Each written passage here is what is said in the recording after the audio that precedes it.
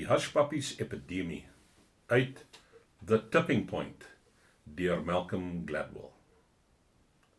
Vir Hushpuppies, die klassieke Amerikaanse gepleiste Sweedse leerskoene met die liggewig krypsole, het die kantelpunt ergens tussen die einde van 1994 en vroeg in 1995 gekom. Die handelsmerk was op daardie punt so te sê dood.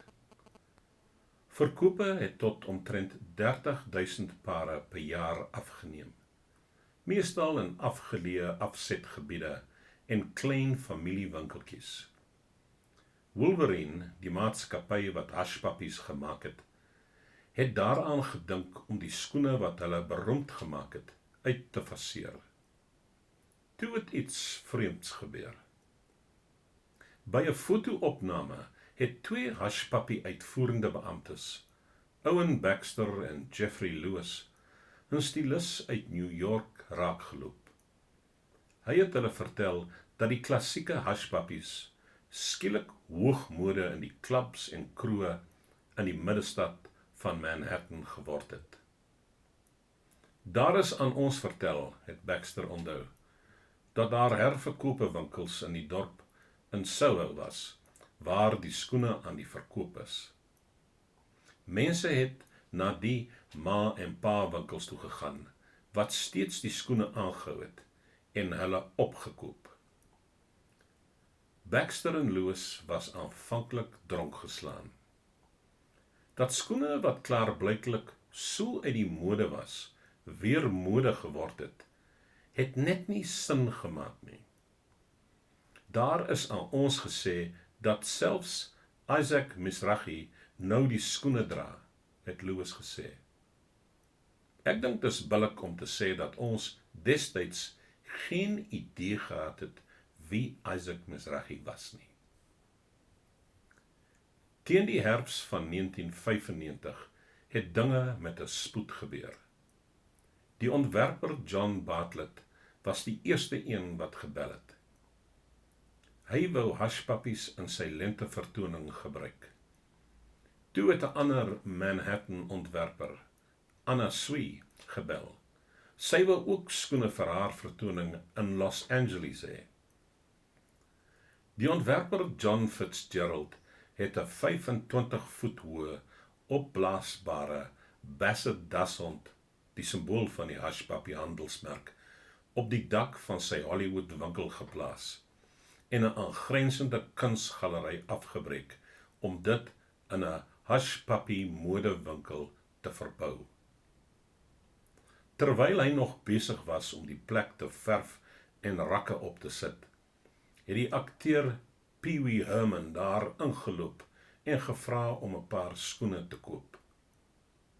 En dit was alles van mond tot mond oorgedra, het Fitzgerald onthou.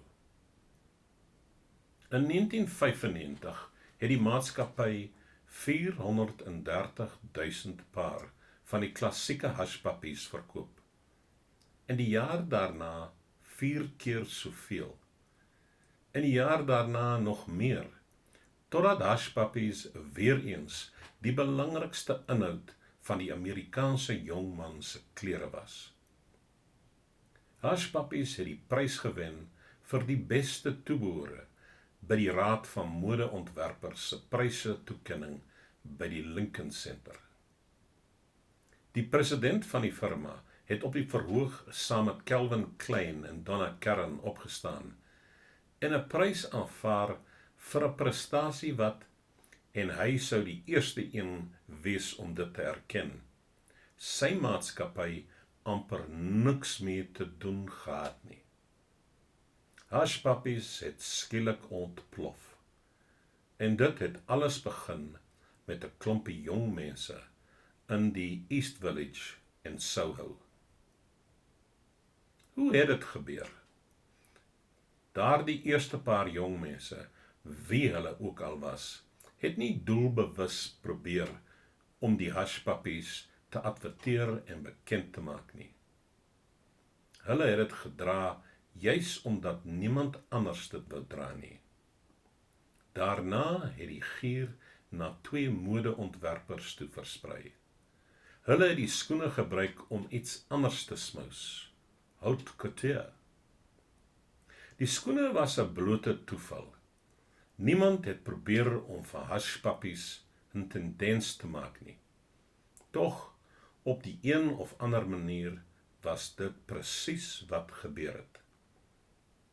Die skoene het 'n sekere punt van gewildheid verbygegaan en toe die hoogte ingeskiet.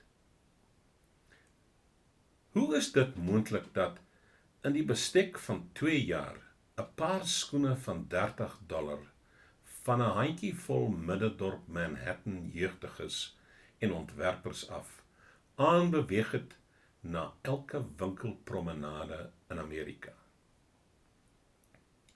Die boek The Tipping Point, die kantelpunt, is die biografie van 'n idee, en die idee is baie eenvoudig. Die beste manier om die verskyning van modetendense, die verskynsel van mondelinge oordraagbaarheid of enige aantal ander misterieuse veranderinge wat die daaglikse lewe kenskets te verstaan, is om daaraan as epidemies te dink. Idees en produkte en boodskappe en gedragswyses versprei net soos virusse. Die opgang van Hushpuppies is 'n kenmerkende klassieke voorbeeld van 'n epidemie in aksie. Hoewel die en ander voorbeelde mag klink asof hulle nie veel in gemeen het nie, deel hulle 'n basiese onderliggende patroon. Hulle is eerstens duidelike voorbeelde van aansteeklike gedrag. Niemand het 'n advertensie uitgehaal en mense begin vertel dat die tradisionele Hushpuppies die ware Jakob was nie, en dat hulle almal moes begin om dit te dra. Die jong mense het eenvoudig die skoene gedra toe hulle klubs of kafees toe gegaan het, of net in New York se middestad rondgeloop het. En terwyl hulle dit gedoen het, het hulle ander mense aan hulle modegevoel blootgestel. Hulle het die ander mense aangesteek met die Hushpuppy virus. Die tweede onderskeidende karakteristiek is dat klein veranderinge tot groot gevolge kan lei. Van hoeveel jong ouetjies praat ons, wat begin het om die skoene in die middestad van Manhattan te dra? 20, 50, 100 op die meeste. Tog lyk dit of hulle optrede so op hulle eie 'n internasionale modetendens begin het. Ten laaste, hierdie veranderinge gebeur sommer baie gou. Hulle neem nie gelykmatig en stadig vorm aan nie. Hierdie 3 karakteristieke, 1 aansteeklikheid, 2 dat klein oorsake groot resultate kan hê, en 3 dat verandering nie stadig plaasvind nie, maar in een dramatiese oomblik, is dieselfde 3 beginsels wat bepaal hoe masels deur 'n klaskamer beweeg, of griepaanvalle elke winter opvlam. Van hierdie 3, die derde eienskap, die idee van epidemies in een dramatiese oomblik na vore kan kom, of weer verdwyn, is die belangrikste, want dit is die beginsel wat van die eerste 2 sin maak, en dit verskaf die beste insig waarom moderne veranderinge plaasvind, en die manier waarop dit wel gebeur. Die naam wat aan hierdie een dramatiese oomblik in 'n epidemie gegee word, wanneer alles eensklaps kan verander, is die kantelpunt.